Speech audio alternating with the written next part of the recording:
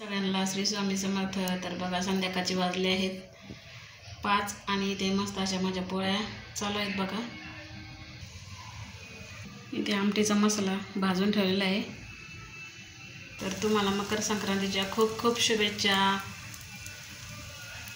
आज सकाळपासून खूप घाई गडबड होती बघा, त्याच्यामुळे काय ब्लॉग बनवायला टाईम नाही भेटला।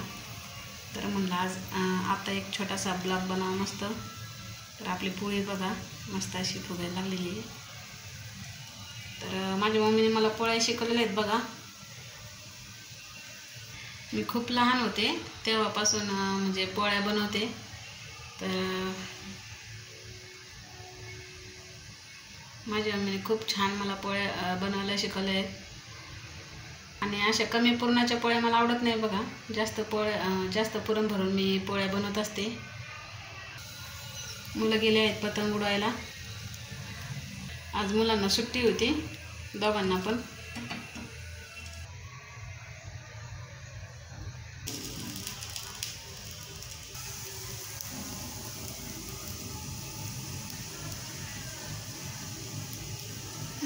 मंदिरातून यायला बघा 11 वाजता गेले ते, तर मी 12 वाजता आली बघा घरी। तर बराच उशीर झाला होता, 12 साडेबारा वाजले होते। आमच्या घरापाशी एक दत्त मंदिर आहे बघा, तिथं पण गेले होते।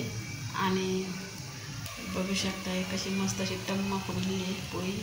रात्री खूप उशीर झाला होता बघा जेवायला, 9 वाजले होते। कारण भाजीवरून आलो आम्ही 7 साडेसात वाजता आणि नेमकं लाईट पण गेली, त्याच्यामुळे खूपच उशीर झाला।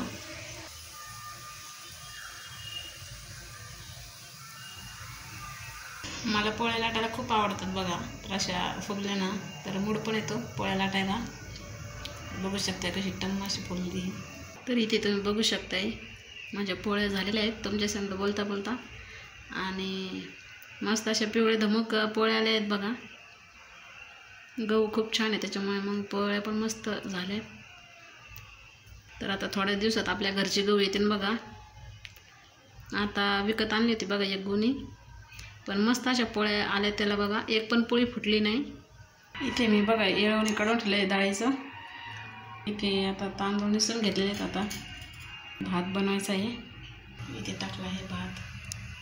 इथे बघू शकताय छोटीशी रांगोळी काढली ते बघा सकाळी।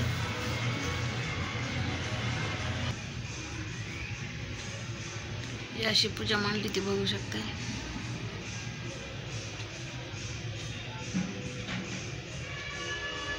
तर आजचा ब्लॉग तुम्हाला कसा वाटला नक्कीच सांगा। तर चला भेटूया पुढच्या ब्लॉगमध्ये। सर्वांनी काळजी घ्या। श्री स्वामी समर्थ सगळ्यांना।